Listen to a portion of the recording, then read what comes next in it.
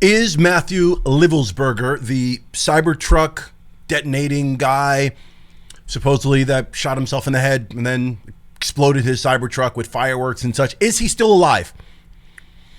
Is this man, who is highly trained, former Green Beret, high-level security clearance, all sorts of stuff, very capable individual, did this man orchestrate this situation to send a message, to make a statement about something in particular war crimes that took place in Afghanistan? And he's trying to sound the alarm on this with hundreds of civilians that were killed in an operation he took part in. And he tried to get the message out and send some sort of alert.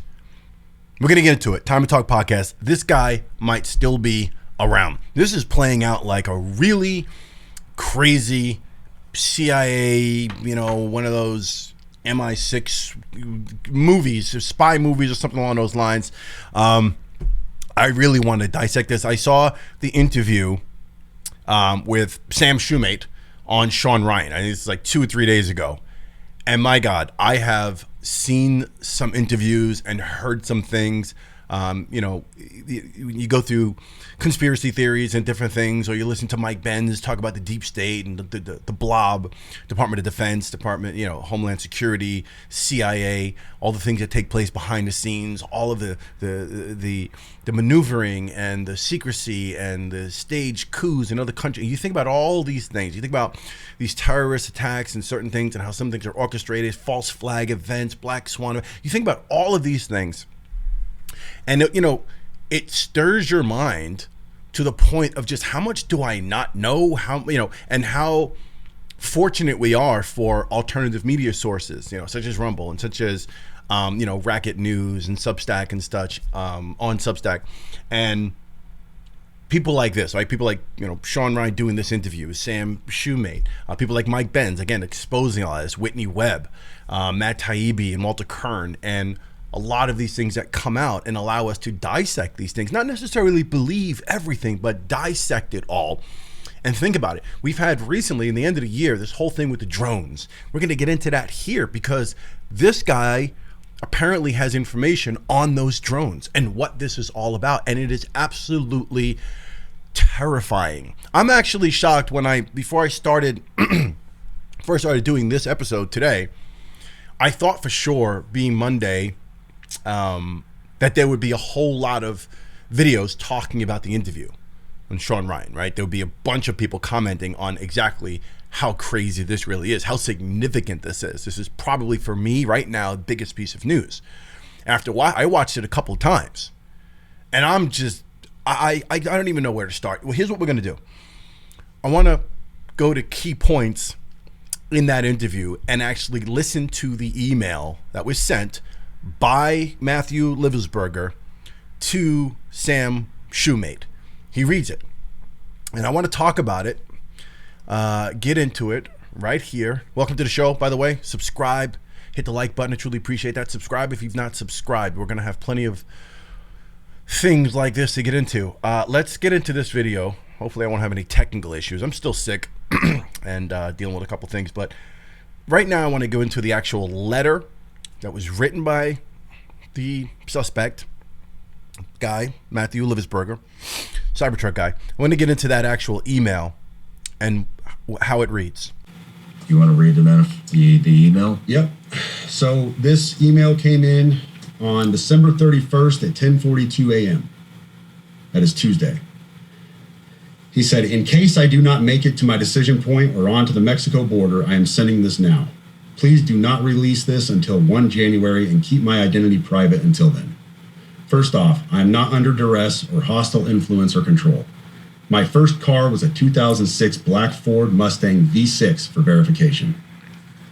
What we have been seeing with drones," he puts that in quotes, he says drones, "is the operational use of gravitic propulsion systems powered aircraft by most recently China and the East Coast, but throughout history the U.S. Only we in China have this capability. Our OPSEN, that's Operations Center, our OPSEN location for this activity is in the box below. China has been launching them from the Atlantic from submarines for years, but this activity recently has picked up. As of now, it is just a show of force, and they are using it similar to how they use the balloon for SIGINT and ISR, which are also part of the integrated comms system.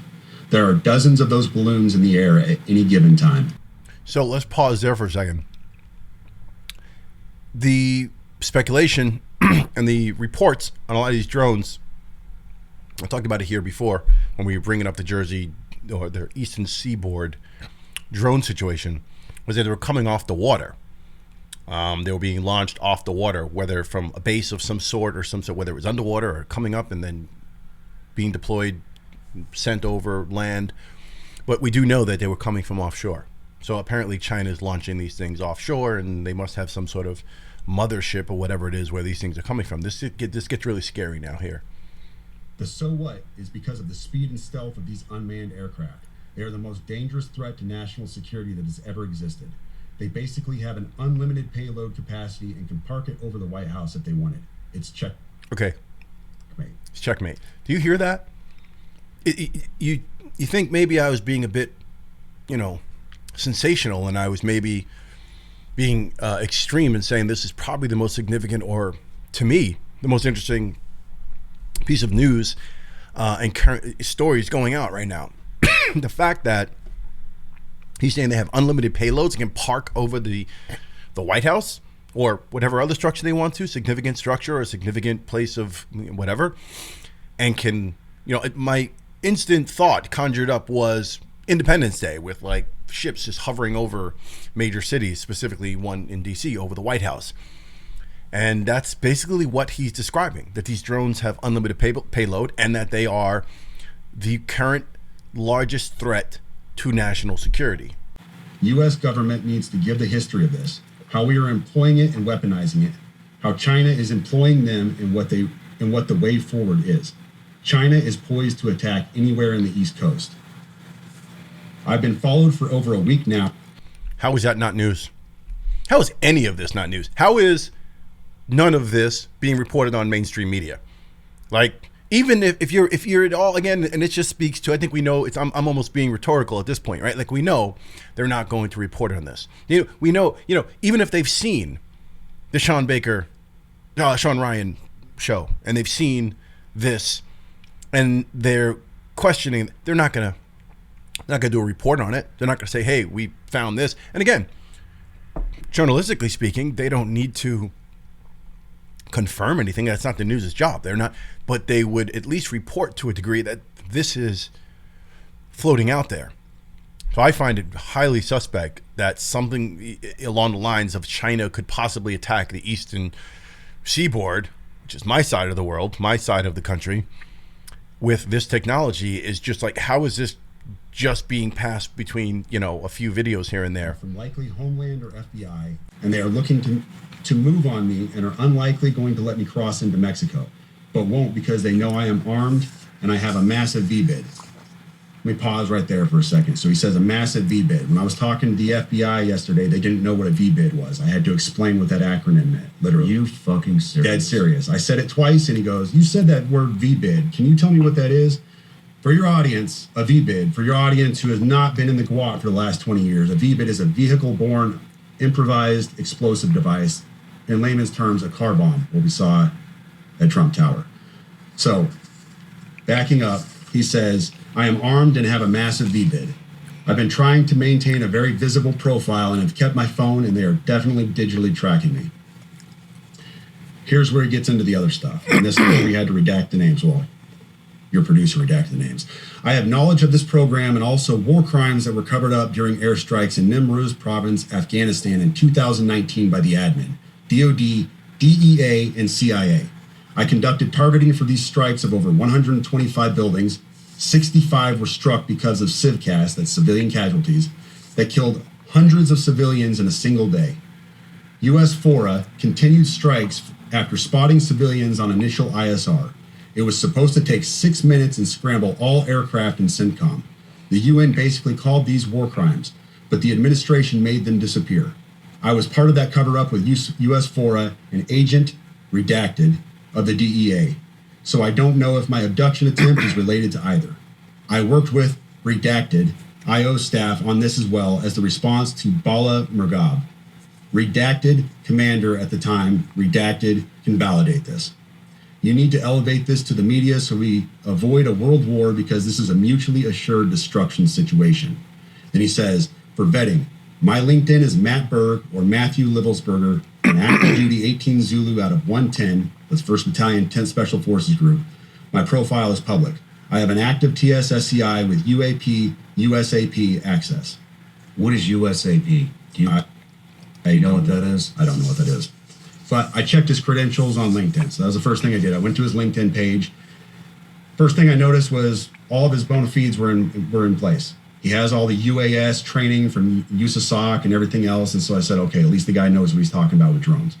That was a very rough dig into the guy. But my issue was I couldn't validate or verify any of this information. And I told him that. Talk about the drones. Only because it's too speculative to say what technology is this gravitational or whatever he mentioned. World War III, like possible world change. Like this is bananas. And he wanted to get this out to the media. And apparently he wanted to have significant people in the alternative space.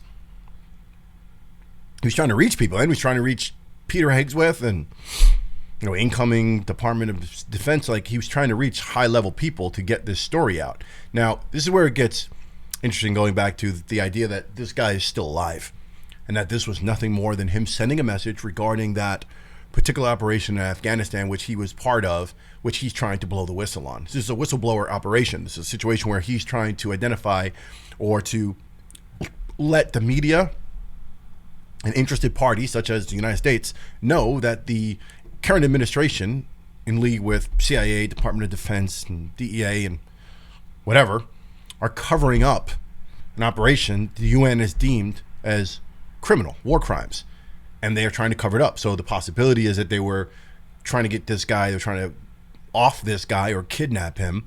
He was way too clever, obviously, and he has avoided that, but he needed to get a message out. So let's get into where this gentleman, Sam Shoemate, discusses the idea of why the Cybertruck explosion at that particular location and what he speculates actually took place. Let's take a look at this.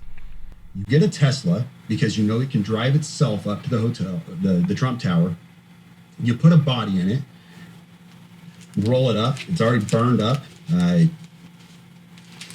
it's already shot, excuse me. You don't want to kill anybody because that's not the message you're trying to send. You're not trying to level the tower or kill a bunch of people. So you load it up with fireworks and a bunch of junk to send a message. And we know that his signal number or his signal safety number changed. That can't be done unless you're inside that signal account. And a lot of people conjecture, was the FBI inside his signal account, whatever else. But what if he accidentally changed his safety number, goofed up there?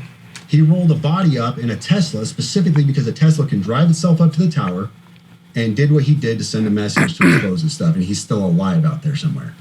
Well, the other answers a lot of questions. The other thing is maybe the FBI wasn't in his phone. Maybe, I mean, this guy's obviously very competent. I mean, he's got the SSCI clearance, with the polygraph. He's been associated with USASOC. Obviously, he was on this operation in 2019. By the way, the general in charge of that was General Miller. You'll see that in the email that we post on X later after this interview comes out.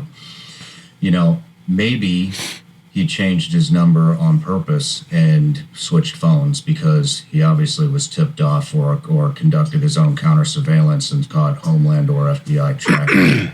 And so I think there's a very good possibility that that Matthew Livelsberger might be still alive. It checks, as far as I can tell, it checks all the blocks. The Desert Eagle. Okay. We're going to stop there just because, I mean, if that wasn't enough for you to just be like, whoa, this guy privy to information that the Biden administration has covered up war crimes in Afghanistan, civilian deaths, and he's a whistleblower, highly trained, highly competent, highly respected, previous military history, and he is basically wanting to shed light on something that he knows they're trying to cover up, so he becomes a danger. This reads right out of like a Tom Cruise movie or some Clancy novel or something along those lines. And I won't be surprised if, excuse me, if the movie is made. I really want to see how this plays out, people. I wanted to talk about it because gravitic propulsion systems, U.S. and China, and the drones, and coming over, and they can drop a payload and do whatever they want. And this has been going on for quite some time. The most dangerous threat to national security is this. Game over. You can park it over the White House. China is poised to attack anywhere on the East Coast. This should be all over the news. And I guess part of that is, we don't want to alarm everybody, but I think from a reporting standpoint, it would make sense for us to be in the know. So here's what I say. I say, my friends, stay on top of your stuff. Pay attention to what's going on. Continue to watch shows like this, hopefully. Subscribe if you've not subscribed. Definitely like the video. Check out Shawn Ryan. Check out Sam Shoemate. Follow them on X. Mike Benz is another person I recommend. And just pay attention, because you're not going to get this from regular television. I suspect that the people who are watching this now, my subscribers, people who've already joined me on this journey, you're aware, and you do seek alternative information and different news sources as opposed to just legacy media, which clearly lies to us, lies to the American public, lies to the world. And this is not a small conspiracy thing. This is not a small deal whatsoever. I think this is this has much more repercussions to come. There's a lot that's going to happen. I do wonder if this guy ever shows back up, if he's going to be protected, or is this going to is he going to be out of the? I don't know. Crazy stuff. All right, beginning of the week. I'm still sick. Hopefully I can get through this. Like the video. I really appreciate that. It helps all the algorithm stuff behind the scenes. If these videos get pushed and then the channel grows, we're over 4,600 or something like that now. We're 4,700. Getting the channel to 10,000, 50,000, 100,000. Start doing some live content, interactions with you guys, and doing some feedback. In the comments below, let me know if you've seen the actual interview on the Shawn Ryan Show. Let me know what your thoughts about this. What strikes you the most as being the most significant? The fact that China's got drones that can pretty much attack at will and are going to launch an attack on the East Coast, and that technology is there, and the United States have the same technology. Are we doing stuff on their side? The fact that there's a cover-up of war crimes that took place that the Biden administration is covering up, does that, do we have this level of possible World War III type of catastrophic events are actually on the rise here, and this could be part of it? The fact that this guy might be alive and he disappeared and he set this whole thing up, let me know in the comments below. The whole thing is just crazy. Anyway, Time to Talk Podcast. I will see you on the next one. Peace.